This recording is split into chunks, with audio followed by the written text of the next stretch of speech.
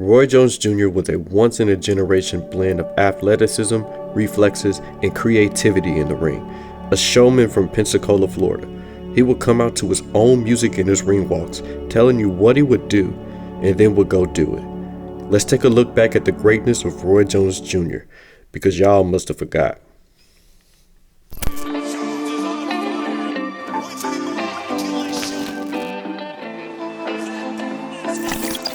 Roy Jones Jr. was a decorated amateur with a 121 win, 13 loss record, including the gold medal win that was stolen from him in the 1988 Seoul Olympic Games. After that, he turned pro and burst onto the scene with a 17-0 record with 17 straight knockouts. His first real test came on May 22, 1993 against Bernard Hopkins for the vacant IBF World Middleweight title.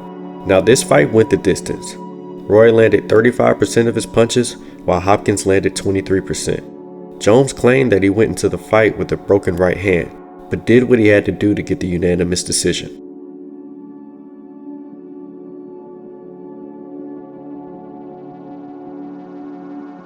We number one, baby.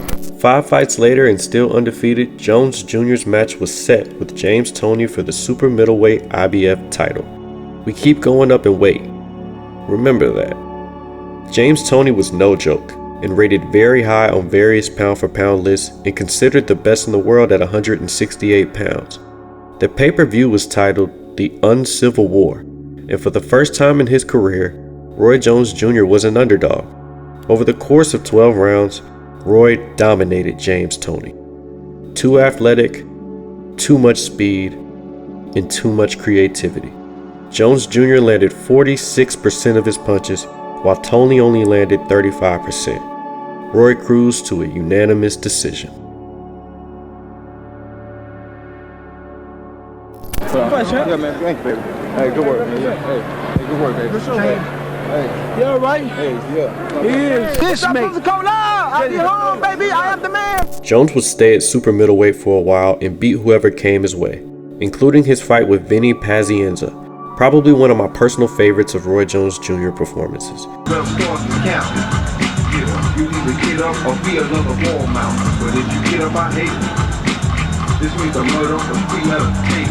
This man does his ring walk to his own song, goes out there, and doesn't get touched for an entire round. Literally.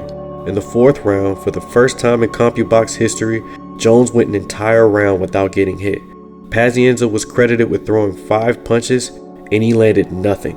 He gets dropped 3 times in the 6th round, and the ref calls it. He literally told him what was going to happen to his opponent in the song that he walked out to before the fight. His own song. This guy, man. This guy.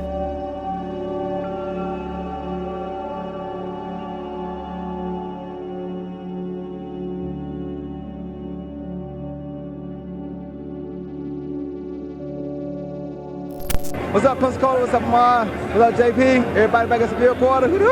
Great guards. Everybody doing it up. Still number one, baby. 5 fights after a few title defenses, Roy moves up in weight again. This time to fight Mike McCollum for the vacant interim WBC light heavyweight title. Roy won in a shutout and even knocked McCollum down late in the 10th round. He was later upgraded to full champion by the WBC. At the very beginning of the fight, heavyweight great George Foreman said something very profound. Take a listen. Move up a few more pounds and you can be heavyweight champ of the world. Don't take a long time doing it to make people doubt. You mean light heavyweight champion of the world? No, he can move up a few pounds. Every guy want to be heavyweight champ of the world. Yeah, Virgil Hill said some stuff today in the paper talking about only people I fought was James Toney and Mike McCallum. Where has he fought? Tommy Hearns, and he lost that. So, if you go ahead and take care of your business, Virgil, when you come back, we can get it on. How'd you wait? Just call my house. On March 21st, 1997, in his next fight, Jones Jr. was handed his first professional loss, but not in the way that you would think. In a close fight against Montel Griffin, Roy was finally about to put an end to things in the 9th round, sending Griffin to the canvas. Griffin was down. Roy hit him with 2 more punches, which resulted in a disqualification. He left the match that night with no belt. Do you want a rematch? He probably gonna fight me no more, man. The kind of heat I put on him, man, come on. I'll take a rematch at a heartbeat. There was an immediate rematch on August 7th in the same year. It took literally 20 seconds to score his first knockdown and 2.5 minutes to finish the fight. This time, Roy left with the belt.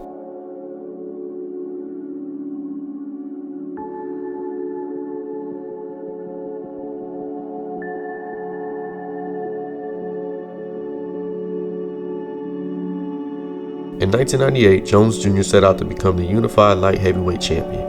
He knocked out Virgil Hill in 4 rounds, beat Lou DeVal by decision to unify his WBC and WBA belt, but not without some adversity. Roy was dropped for the first time in his career against DeVal. And still the baddest man on the planet. I don't have a WBA belt in my collection. Now I do. What? Then Jones Jr. had another successful defense by knocking out Otis Grant in 10 rounds.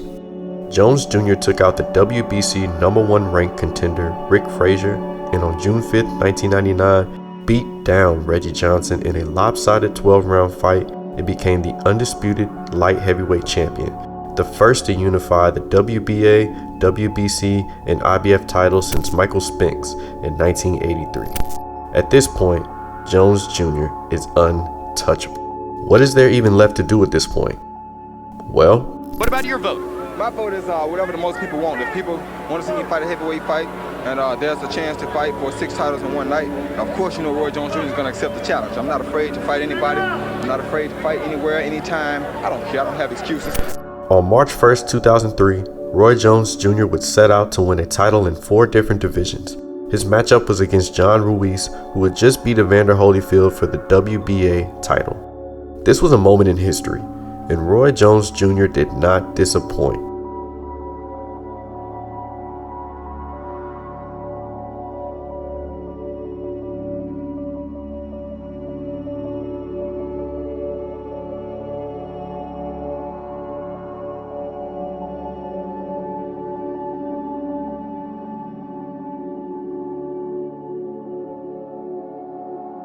He won on all 3 scorecards and was the new WBA heavyweight champion, the first former middleweight title holder to win a heavyweight title in 106 years. He was the first fighter to start his career as a light middleweight and win the heavyweight title. Jones Jr. was also the second reigning light heavyweight champion to move up and win a heavyweight title in his first fight since Michael Spinks in 1985. Pensacola in the house. I am pound for pound the baddest mother. You know what? I'm gonna touch a pair of boxing gloves. I don't care what nobody say. Larry Merchant, anybody. I am the baddest. They can say what they want to say. How many times have a man started as a junior middleweight and became the heavyweight champion of the world? It don't happen. Only Ali could shock the world like I did. Right. HBO Pensacola in the house. In my mind, this is where Roy Jones Jr. career should have ended, because he is considered one of the greats. But for this moment in time, Roy Jones Jr. had his strongest argument for the GOAT. The flair, the creativity, the athleticism, there will never, ever be another Roy Jones Jr. If you stayed this long, I just want to say thank you. Make sure you like, subscribe, tell a friend. I'm trying to grow this channel as much as I can. Stay tuned for more of my incredible season series like this Roy Jones Jr. video, or more from my Fall from Grace series, which I might pick up here pretty soon. I'm Jay Chave. Love.